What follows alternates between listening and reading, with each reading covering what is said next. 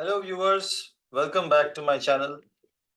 I did try to upload a YouTube live video, but I underestimated how bad my internet connection is. So maybe live video is not for me. So this is a video which is going to be recorded and I will upload it on the YouTube channel, and hopefully it will answer most of the questions that I can anticipate. Maybe live discussion is not something I will be able to participate in. The reason why I wanted to upload a video live is because many people, almost more than 100, have reached out to me over the last few months and they have many legitimate questions and I wanted them to be answered live, but such is life. We don't really get what we want, but sometimes we get what we need, said a very famous poet. So if you have any questions after watching this video, please don't hesitate to reach out in the comment section, and I've always replied to comments on YouTube, so I will reply to them today as well. So I started this channel in January 2024. I wanted to talk about my journey from wanting to pass MRCS to passing MRCS and the subsequent steps. In today's video, I will break it down into largely two parts: how to pass MRCS and what to do after passing MRCS. So let's get into it. MRCS is an acronym which stands for Member of Royal College of Surgeons. There are 4 Royal Colleges of Surgeons, one in London, one in Edinburgh, one in Glasgow, and one in Dublin. The oldest one is in Edinburgh, the youngest one is in London. I am a member of the Royal College of Surgeons of England. This is my diploma. I just want to share my experience. I don't think this is not a video where I want to encourage Indian doctors to emigrate to the UK. That is certainly not my intention. I've made several videos talking about the good, the bad, and the ugly, and never have I ever asked anyone to leave India and go to the UK. So if you do want to explore the option, then I can help you with that by sharing my experience, but certainly I will never ask you to leave India and go to the UK because I have watched Swades. That's the simplest answer for that. So if you want to pass MRCS, you need to know that it is a 2-part exam, and the only eligibility criteria you require is having an MBBS degree from a college that is included in the World Directory of Medical Schools. So why am I making this video again? Because I've talked about all of these things in detail, but the most common question that I've encountered over the last few months is, can I get your phone number? I have so many questions. So I guess people don't have the time to watch my videos, and there have been more than 150 videos on my channel, so it might become a little difficult to navigate. So this is one video which hopefully answers all your commonly asked doubts. So in order to be eligible, you need an MBBS degree from a college that is part of the World Directory of Medical Schools, WDOMS. You can Google it. You can Google WDOMS. You can search the name of your college. I'll demonstrate that here. So let's go on Google. Let's go here. Okay. Let's not look at all that. Google. So let's Google WDOMS. World Directory of Medical Schools. Search. So let's search a famous college. Okay, country. So I am from India. I'll search India. Yes. Medical school name, IPGMER. City, Kolkata. Operational, yes. Let's search. So it is there, Institute of Postgraduate Medical Education and Research, Kolkata. So if your college name also pops up like this, then good.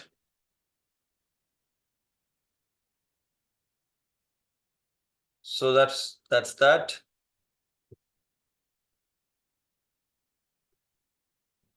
So if your college is part of this list, then you can talk about, then you are eligible for MRCS Part A.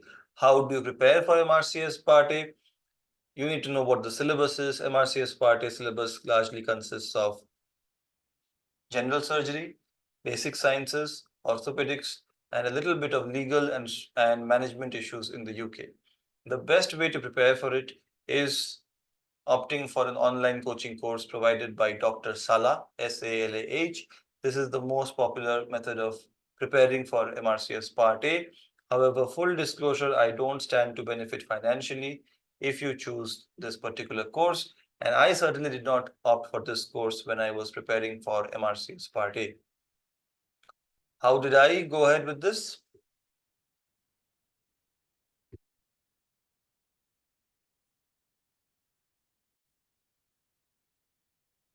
So what I did was I opted for two online subscriptions, eMRCS and Past Test.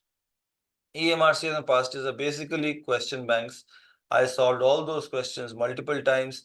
I appeared in multiple practice tests, and I also watched past test anatomy videos. This is how I prepared. I prepared for about 6 months, and I passed MRCS Part A in September 2022. Once I passed MRCS Part A, I searched on YouTube how to pass MRCS ENT OSCE, or what happens after Part A. So I found a very helpful video on YouTube by ENT OSCE. This is a channel which I owe a lot to. And I found out about Dr. Osama Salim's Dawn's Master Course.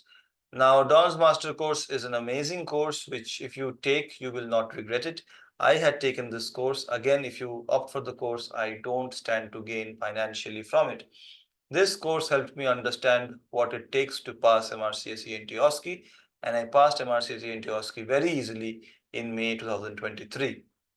Now, once you've passed MRCS, then if you want to emigrate to the UK, then you have to register with the General Medical Council. That is the body which governs the practice of medicine in the UK. In order to get registered with the General Medical Council, just passing MRCS is not enough. You have to obtain the membership confirmation letter, which will be emailed to you by the Royal College of Surgeons. How do you book the exam with the Royal College of Surgeons? You have to go on the official website of the Royal College of Surgeons. Again, there are detailed videos talking about these things on my channel. Each step has been described.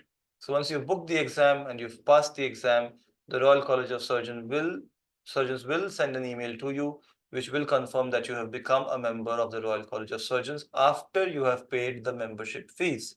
So passing the exam is not enough. You have to pass the exam, and then you have to pay the membership fees to become a member of the Royal College of Surgeons. Once your application is processed, your fees is paid, you will get a confirmation letter from the Royal College of Surgeons stating that you have become a member of that Royal College of Surgeons. Once you have obtained this letter, you need to verify this particular letter, membership confirmation letter, and your MBBS degree from an American organization called EPIC, which is Electronic Portfolio of International candidates, I suppose. But the main point is it is called EPIC, EPIC, all in caps. This is an American organization which basically vouches for you. It tells General Medical Council that your documents, your qualifications are genuine. This EPIC verification, again, is a long process. It is a little bit technical, and I've described it in detail in one of my videos. Basically, you have to pay fees in dollars to this American organization, and they will verify your documents. They'll get in touch with your medical college from where you obtained your MBBS degree, and they'll also get in touch with the Royal College of Surgeons, of which you are a member. And once they are sure that your documents are genuine, they will tell you that they have verified your documents, and you can share your EPIC ID with General Medical Council. That is one part after passing MRCS Part A. The other thing you need to do after passing MRCS Part A is you need to take, or you can do this even before, the validity is for 2 years. You have to take an English language proficiency test to prove that you're proficient in the use of the English language. Either you can take IELTS or you can take occupational English test. Now, IELTS is a more difficult exam, but it is cheaper and it is more widely accepted. OET is an easier exam because it is designed specifically for healthcare professions. So you will encounter scenarios which will mimic your real life activities once you're working as a doctor in the UK. So it is an easier exam, but it is more expensive and it is less popular and less widely accepted compared to IELTS. So do your research. If you're going to the UK, OET is a good enough option, but if you're going to some other country, then maybe OET may not be accepted in that country. So please don't take the exam before doing the research and finding out if that exam is acceptable or not. For General Medical Council, both OET and IELTS are acceptable, and they have their individual criteria, which I have described in my video on IELTS versus OET. Please check it out. So that's the second thing. The third thing that you need is a good standing certificate or a certificate of good standing from the medical council where you've been registered with for the last 5 years. So when you're applying for GMC registration, they will want to know about your professional experience for the last 5 years. Now, if you don't have professional experience for the last 5 years, maybe you're just a fresh graduate, just completed MBBS, just completed internship, then you can just tell them that I recently passed MBBS, I recently completed internship. So just that duration is enough. But if you have worked for at least 5 years, then for all those 5 years, whichever council you were registered with, such as in India, if you worked in 5 different states, you would have been registered with 5 different medical councils. So each medical council should provide a certificate of good standing, basically certifying that you did not indulge in any questionable behavior as a doctor. So that certificate of good standing is important. So you need your documents to be EPIC verified, your qualifications. Your MBBS qualification will be described as primary medical diploma, I suppose, or primary medical qualification. And specialist qualification is the membership confirmation letter. These two documents need to be EPIC verified. You need an English language proficiency test score, which is acceptable to the GMC, and you need a certificate of good standing. Then you can apply to be registered with the General Medical Council. And again, I have made a detailed video talking about how to get GMC registration easily. From my own experience, I got it in 3 days. So I hope the same for you. Once you have registered yourself with the General Medical Council, you can then apply for jobs. If you get a good enough job to work as a doctor in the UK, then congratulations, you can emigrate to the UK. Now, I've also made videos talking about MBBS topics and MSc ENT topics. Those are very dear to me because they are directly requested by people I know. So again, if you have any questions regarding that, please feel free to reach out. I've also made some videos which are not related to academics, such as my videos about this book, which I'm about to read, and this book, which I have finished reading.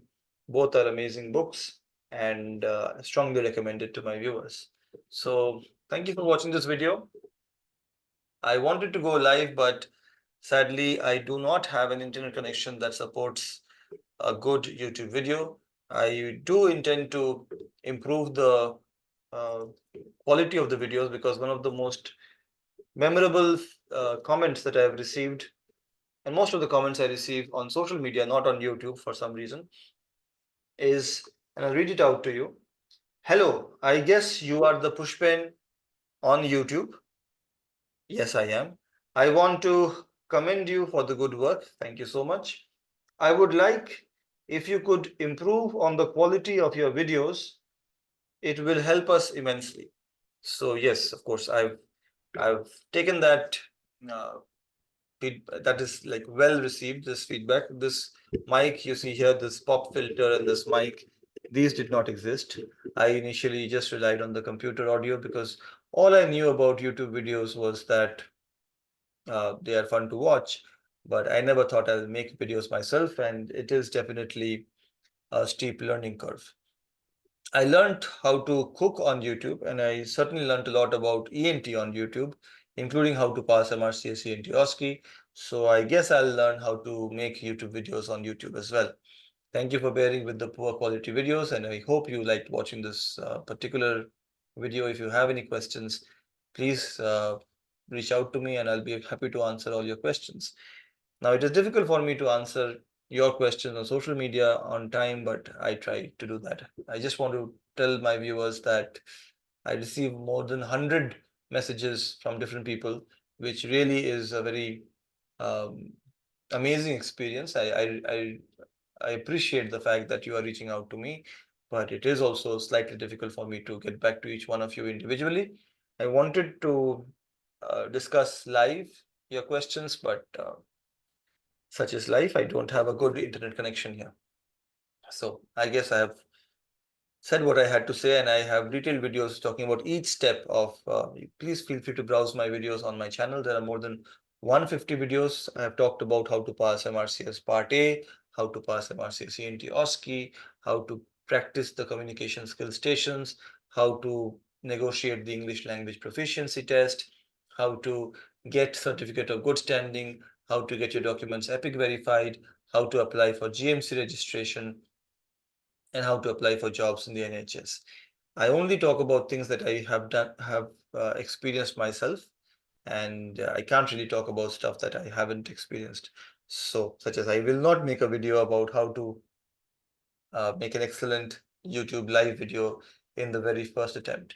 So, thank you for watching this video. Take care. If you've reached this far, please don't forget to be awesome.